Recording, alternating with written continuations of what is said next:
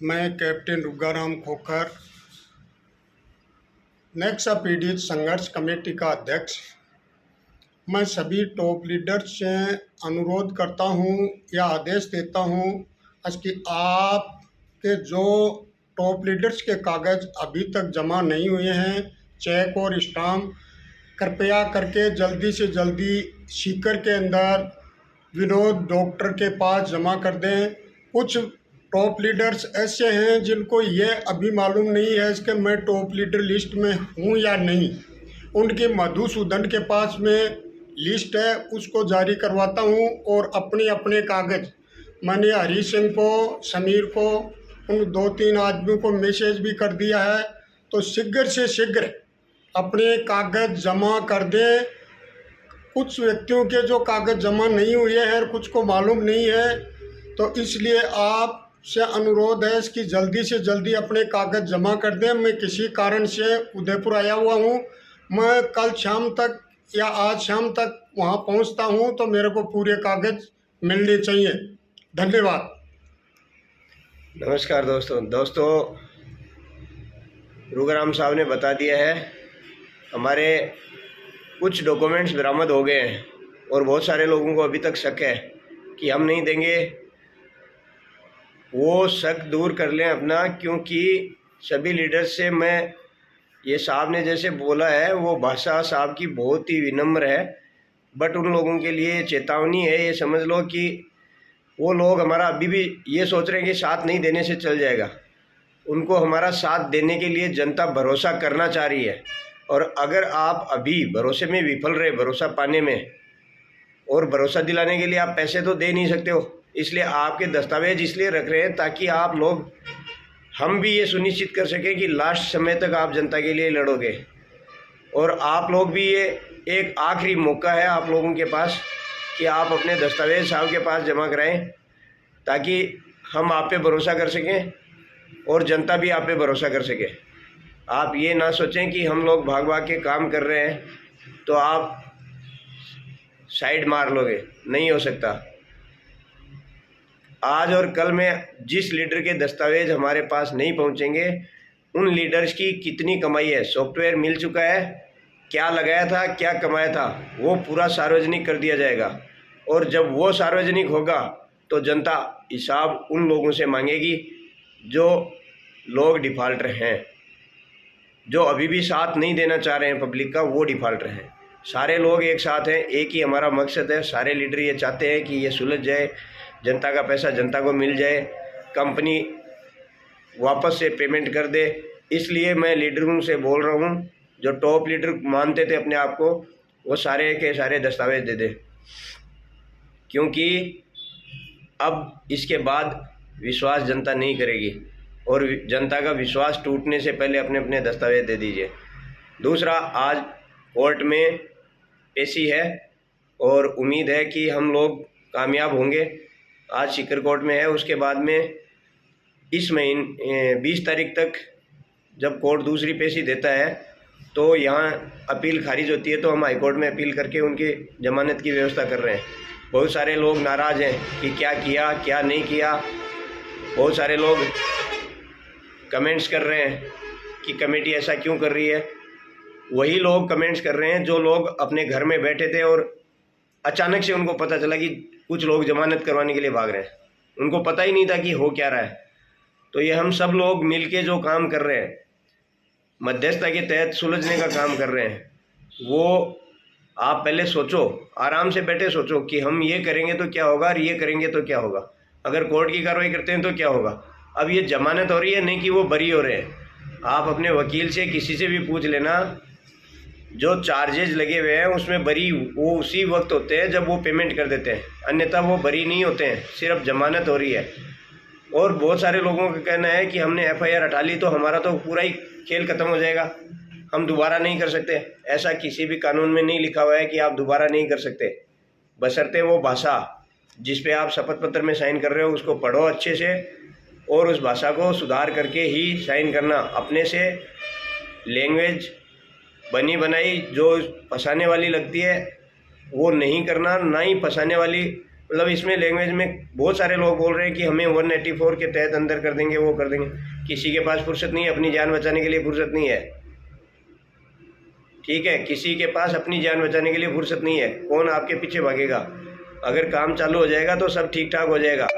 आप लोगों से यही निवेदन है कि जब तक आपका अकाउंट में रीट्रांजेक्शन मतलब आपने किया और वापस नहीं आता है तो कोई आप पे केस नहीं कर सकता है। आप वो दावा कर सकते हो कि साहब मैंने ये ट्रांजेक्शन किया था और ये मैंने शपथ पत्र दिया है, उसमें सिर्फ इतना ही दिया है। तो इसमें डरने और घबराने की बात नहीं है। आप किसी व्यक्ति से पूछोगे जो इस फ्रॉड के बारे में, इस कंपनी के बारे में कुछ जानता ही नहीं है, तो फ्रॉड का नाम सुनते ही वो तो यही बोलेगा ना कि तुम अपने हाथ कटा रहे हो। किसी से राय लेने की ज़रूरत कहाँ है। तीसरी बात, पुलिस प्रशासन को 2 महीने पहले कुछ लोगों ने एप्लीकेशन दी थी। अब पुलिस प्रशासन आपको वो FIR दर्ज कर रही है।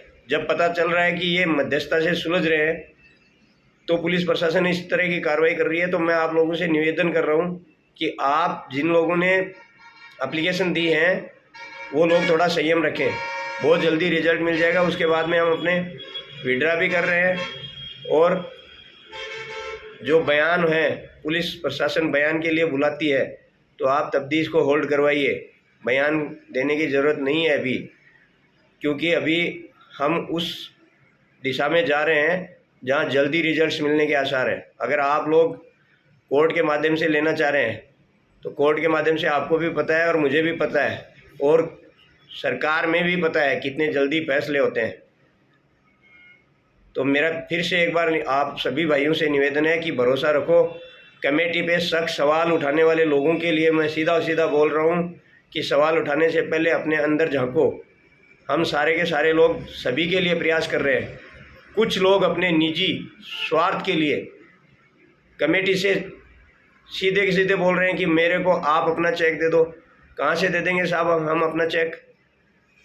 हम लोगों ने खुद इतना पैसा खोया है और आप सभी को साथ लेके चलना चाह रहे हैं। तो शर्म आनी चाहिए उन लोगों को जो बोल रहे हैं कि आप अपनी गारंटी दे दो। उस टाइम वो लोग कहाँ गए थे जब उन्होंने पैसा दिया था? किसी की गारंटी ली थी क्या उन्होंने? नहीं ली। फिर भी हम उनके लिए लड़ रहे हैं।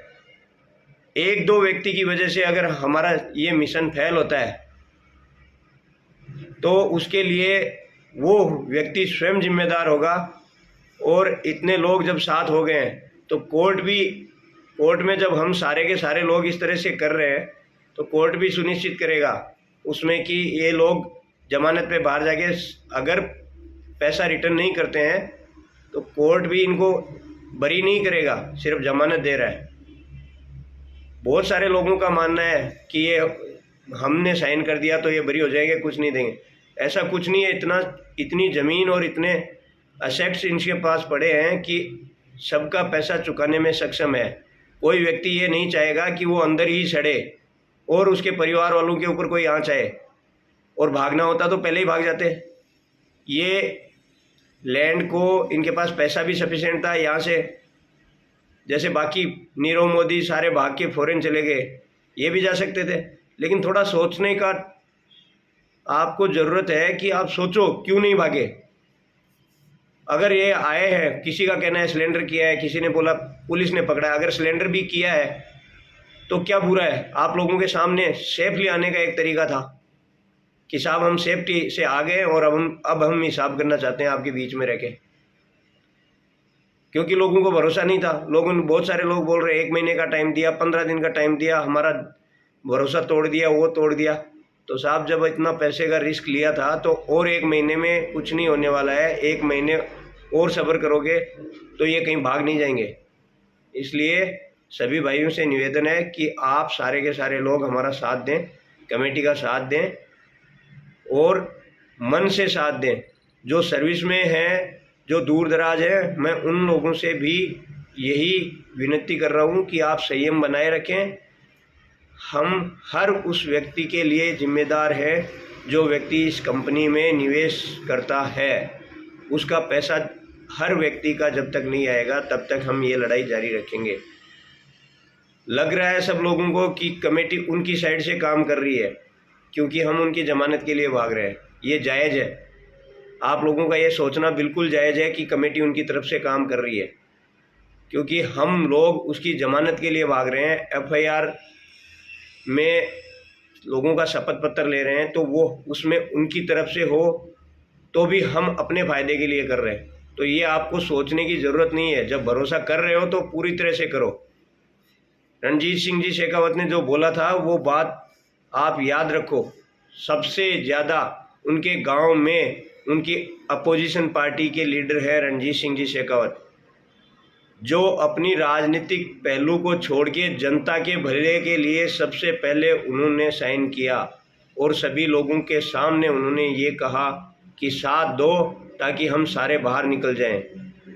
और एक दिलीप सिंह जी ओला हैं जिन्होंने भी ये बोला था कि मैं बिना किसी शर्त के अपनी एफआईआर उठाऊंगा। बहुत सारे लोगों के लिए ये रोल मॉडल है कि दिलीप सिंह ओला और रणजीत सिंह जी शेखावत, जिन्होंने अपने पर्सनल बेनिफिट्स को छोड़ के लोगों के बेनिफिट के लिए सबसे पहल की है। इसलिए आप लोगों से निवेदन है कि आप भी उन बरगलाने वाले लोगों से, कुछ लोगों की हमने डिटेल्स निकाली है, जो लोग उल्टे पुल्टे मैसेज करते हैं, भड़काऊ चीज़ें करते हैं, तो उनका हमने डिटेल्स खंगाला है। तो उन लोगों का या तो 30 से 40 हज़ार रुपये बचा है, किसी का 4,000 बचा है और कोई प्लस में है। तो वो लोगों से मेरा यही विनती है कि आप लोग बाकी लोगों का नुकसान ना करें और हमारा साथ दें, संयम बनाएं। जल्दी ही हमें रिजल्ट्स मिलने की उम्मीद है। धन्यवाद।